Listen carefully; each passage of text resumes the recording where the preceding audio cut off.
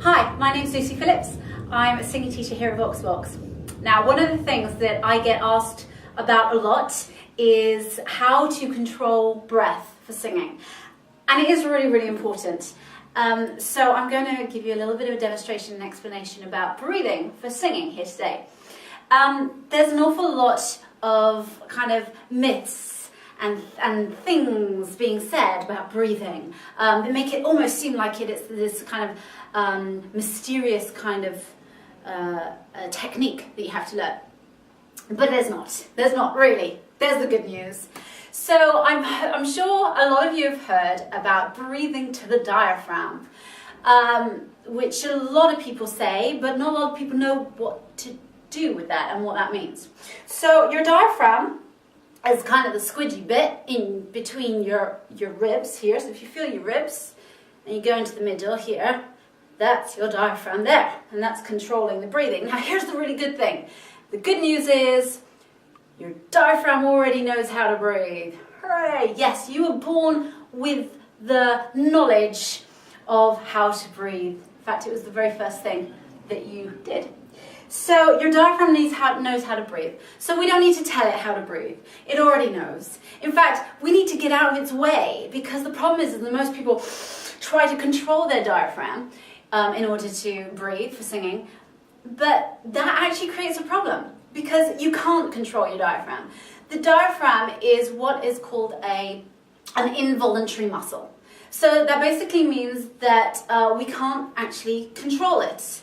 It's a bit like, it's a bit like your heart, for example. It's a muscle, but you can't just say kind of, can you just slow your heartbeat down for me? You know, and oh, I'm going to slow it down. No, can't do it. So it's an involuntary muscle. In fact, think of it like this. Your diaphragm is just kind of like a trampoline. Yeah? Trampoline is very bouncy when somebody's on it. Yes? But when somebody's not on it, it's completely still. And that's the same with the diaphragm. The diaphragm moves when there is breath moving it. Okay? So the breath and the diaphragm work together to make us breathe, but we can't control it. So let's not get in the way. We can't tell it how to work. But for singing, we do need to tell it when to work. And that's the main thing. Okay? So we need the diaphragm, which is here. It's a dome-shaped muscle that sits here in your body. We need to tell it when to breathe, not how to breathe. So we don't want to get in the way. If you start trying to pull in here, the muscles around, you actually aren't doing anything but restricting it. Did you hear what happened to my voice when I did that? I just tightened everything up. It doesn't work. So leave that well alone. We're going to use some muscles that have an influence over the diaphragm but doesn't get in the way of the movement of it.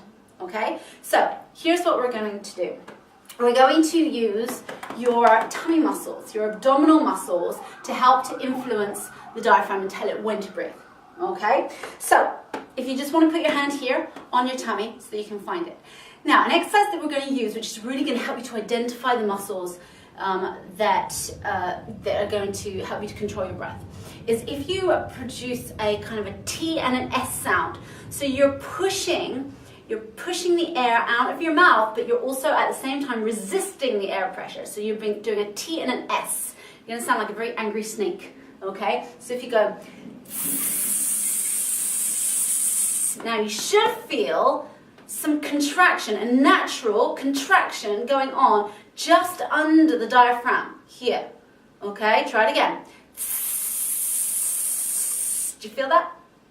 Okay, so we're going to allow that to contract so that as you breathe out, your tummy muscles are contracting inwards. Okay, so contracting inwards as you breathe out. Now, here's something that's really, really important. When you have breathed out your air, then you let those tummy muscles relax, just flop and drop. The flopping and dropping of the tummy muscles then encourage the diaphragm to drop. When the diaphragm drops, the air is drawn into your body. It creates a vacuum. Okay?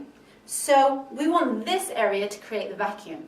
Because I'm sure you've all heard of don't breathe from the throat, breathe to the diaphragm. And what that means is we need this area to be our vacuum. And what most people do when they sing is they go, and they use their throat to breathe in the air. Now, there's a couple of problems with that. One of which, as you saw when I used my throat, I lifted up my chest and my rib cage. Now, the problem with that is when I exhale, my rib cage is just going to collapse down onto my lungs and force all of the breath out, there's no control with that. So we don't want to lift the lungs, we don't want to lift the ribs upwards so that they collapse down on the lungs. That's really, really important. We also don't want to use our throat to suck in the air. Think of yourself like a Henry vacuum cleaner. I'm sure you all know what a Henry vacuum cleaner looks like. You've got the body of Henry over here, and then you've got the tubey nozzle thing, which does the vacuuming, yeah? And the suction that you feel at the end of the tube, which is sucking up all the dust and everything. That's where you feel the suction, that's where the air and everything is going in, but the vacuum is created in the body of Henry. So that's how we've got to become when we sing. We've got to make sure that our body is the vacuum and not our throat. So, back to the exercise. T and the S. That activates these tummy muscles because it gives you a bit of a kickback so that you can feel them. T and an S blowing outwards, pulling in those tummy muscles. And then when you finish breathing, you let those tummy muscles relax. Drops the diaphragm, draws the breath into the body. Then you're ready to go again because it's instantaneous.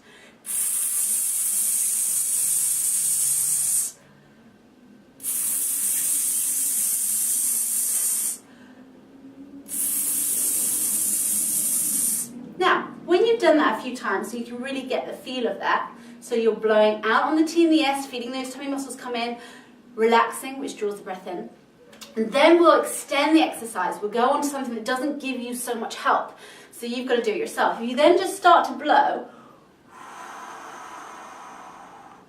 you'll feel that the tummy muscles don't instantly contract. You've got to manually do that for yourself now. So as you're blowing out, pull in those tummy muscles. And then when you finish with the blowing out, then you just let those tummy muscles relax, filling up your body with air. Try that a few times.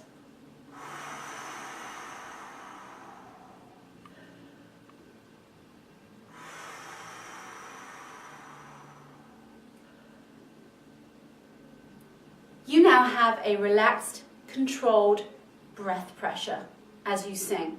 You have some support from the tummy muscles, you have a relaxed throat, and your diaphragm is now controlling the breath as you exhale.